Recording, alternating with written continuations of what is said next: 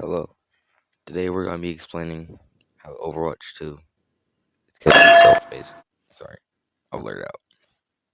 But first, before we start, if you could subscribe, like, any of that, comment, even just that, it would help a lot, as a small percentage of people who watch our videos actually subscribe. Anyway, let's go right into the death of Overwatch. Alright, you've heard this story, everyone knows. Back in 2016, Overwatch dropped, took over the world, the Dragon Birders animation blew up everywhere. But what was the game actually like? 'Cause most people were just starting out, figuring out how fun Overwatch actually is. But with a short roster of only 8 characters, it can get pretty repetitive after a while. They got that a little wrong. It was actually 12 characters at first released when Overwatch dropped, with the 13th one being Zarya, which is the brand new hero everyone's hyped about. Okay, but if you've never seen Overwatch before, you're going to be asking yourself, what is Overwatch? How do you play Overwatch? It's simple. It's divided into 3 roles: damage, a support, and a tank. The tank basically is a job to protect the team. When Overwatch 1 was a thing, it was 2 tanks on one team, 2 damage on one team, 2 support on one team. The support will try to heal people or move them away from situations as fast as possible, like a damage character. Let's say you're playing Hanzo, a Lucio comes around, you're at 1 health, he's going to speed boost you out there, get you healed, you're going to be fine, you can go back in there and you can start shooting your arrows again. But basically, it used to be a 6v6 game. Overwatch 2 released, I already said all that. And there was a competitive scene, a major competitive scene that released. Lots of new Overwatch content creators. We got Flash, Arj, who else we got? We got Frogger, my personal favorite. So many dropping. And Overwatch just being a humongous game nowadays. Everyone knows Overwatch. It's free to play now. Now you may be asking yourself, if it's so big, so huge, how is it basically killing itself? And I'll get into that second part of the video. Right now, Overwatch 1 dropped, everyone's having fun. There's a bunch of characters, have a bunch of events, everybody's having fun. But until tanks. Tanks were the major problem with the 6v6 game. If there's 2 tanks, that basically means that's broken. One tank can have shield, and one tank can be a damage tank. That's what you think you're supposed to play. Most people are going to do tank on tank, shield on shield, and that's going to be bad. Because you broke one shield, you still have a whole nother shield to break. The entire team's protected, and you're just getting rolled. It's boring, it gets repetitive, it gets not fun. That's the reason I stopped playing Overwatch 1 for a long time. Overwatch 2 dropped down. My personal opinion, I think Overwatch 2 is a little bit of a better game. Not like actual gameplay wise. The one thing that I will say that helped kill Overwatch a little bit, in my opinion, the animations. If you know the animations, I'm not talking about in-game animations. I'm talking about fan-made animations. Those fan-made animations, if you pick up what I'm saying. And everyone talked about it. It was a bad thing. It was everywhere, though. You couldn't stop it. It was everywhere. It was bad. It was weird. They're weirdos. They're freaks. I'll never look at that stuff. But that did help kill it. But the gameplay didn't really help a lot either. And with Echo, I want to say she released in 2020. Yeah, she released around 2020, 2019. No new hero past that since, 2023?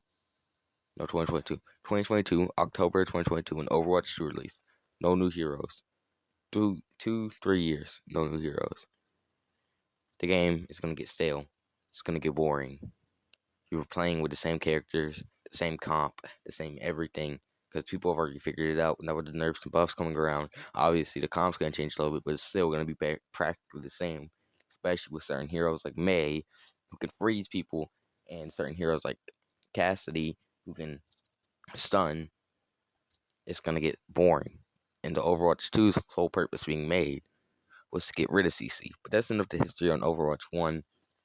That's basically all you need to know. This is going to be a whole documentary. I have some good ones I'll link in the description that I already know.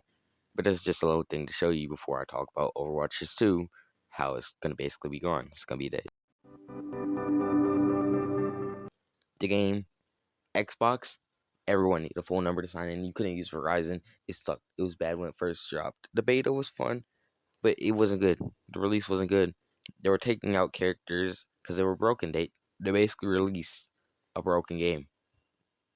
And the funny thing is, PVE was going to come. That's the whole reason everybody was okay with no events, no new characters, nothing like that. There were some events, but like they're old ones. And it was Dookie. When it first dropped, it was Dookie. I had fun because I actually could play it. But my friends who couldn't get into it, they had no fun. That's all is grinding, and they're stuck there with no game to play with me, nothing.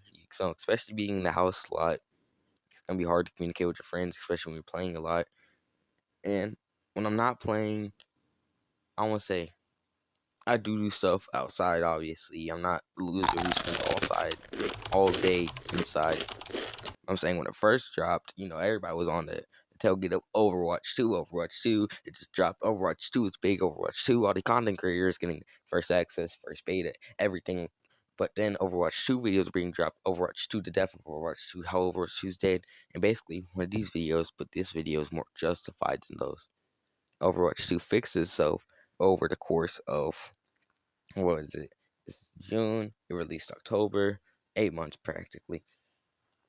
But then season 5 came along, the announcement for it came, and I'm sure you've heard PvE was canceled. The whole reason Overwatch 2 was made, so now it's Overwatch 1.5, just remove team player, make the gameplay better in my opinion. But take away CC, crowd control, no more stuns, no more freezing. But then they add CC back in season 5. They nerfed the broken characters. Wait, no, hold on. They buff the broken characters and nerf the non-broken characters. Like Hanzo did not need a nerf. Nobody asked for a Hanzo nerf. I've never seen anybody say nerf Hanzo, especially when he takes some of the most skill in the entire game to play. And then just adding disrespect and Lucio not getting a buff since Overwatch 2 started. In my opinion, that's a little whack, but he's still a good character overall. Overwatch 2 dropped. It was big news. And then nothing. They released an unfinished game after 3 years of working on it. It's broken. Everyone was disappointed. They thought it would be bigger, it'd be better, and everything would just be fine. But no, that never happened. Hopefully, season 6 can turn things around. As I just saw the trailer for it not too long ago, it looks pretty cool. Even though it's just reused old footage from a different trailer from when PvE first dropped, and it showed a little teaser of the new support heroes coming out, which I thought looked pretty cool. But let me know your guys' thoughts in the comments. Basically, in this video, I want to talk about everything bad. I know it's already 8 minutes in, but there's still more to talk about. First, we're going to talk about the May bus. May, I played her. I thought she got nerfed a little bit, honestly, until I started realizing how broken it was, how free. Basically, Overwatch 1. But instead of freezing them, actually, you just basically freeze them, but they're not frozen. So, no, technically, crowd control isn't entirely taking control of the game. Cassidy, his grenade, it follows now. It follows people now. Can you believe that? They asked for it to be nerfed because it stuck onto them. And what they do? They made it follow people. And now they're slow and they can't use movement abilities. They made it the most broken ability, one of the most broken abilities in the game so far. But only a 7-second cooldown. Actually, I think it's 10-second cooldown now. But still, that's ridiculous. It should be on like a 20-second cooldown. If it's gonna be that broken, it can kill tracers. I love Tracer. I love playing Tracer. I zip behind him. He gets me. I can't blink. I can't recall. I'm done. He can just shoot me. I'm 150 health. Target right there. Boom. Then they nerf Hanzo. No more 250 HP headshots. And that really was weird to me when I first started playing. I go into Hanzo. I can't one-tap the maze anymore. I realized that. I can't one-tap. Who else can I one-tap? Can I still get the Sims? Yeah, I think I can still get the Sims because she's only 225. But really, it's honestly not good. And then they still haven't nerfed Ramatra, the most in the meta right now character, who everyone agrees needs a nerf. He's not good. He's not fun to go against, especially when it's a good Ramatra. It's not fun. Nobody's having a good time. Even though one good thing that they did do, they buffed Genji. They actually listened to the fans. And as you saw in the beginning of the earlier video, I was playing the buff Genji, and you can see how good I was. I'm normally not that great of a Genji. He's not really my main. I only have like 8 hours on him. Not anything too impressive. Not only having 230 hours on the game, about. That might be a little more than you might think. But Lucy being my man, I have 33, 34 hours on him now. The competitive scene not that good. Gold 1.